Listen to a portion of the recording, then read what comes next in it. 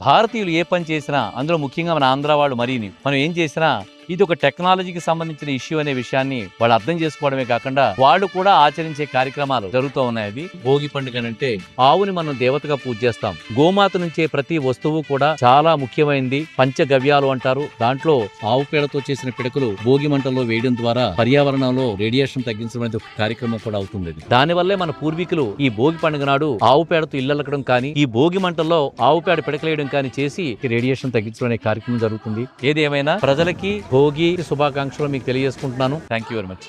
right, okay, right, దూరంగా ఉండి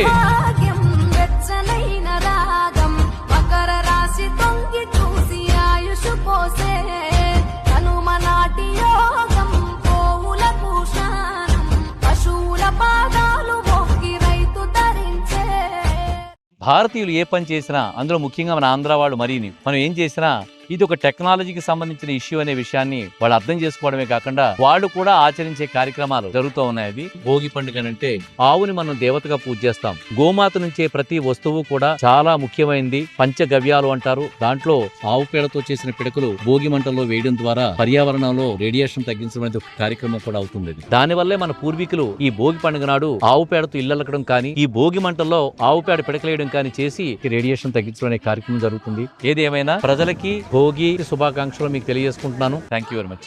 right, okay, right, దూరంగా ఉండి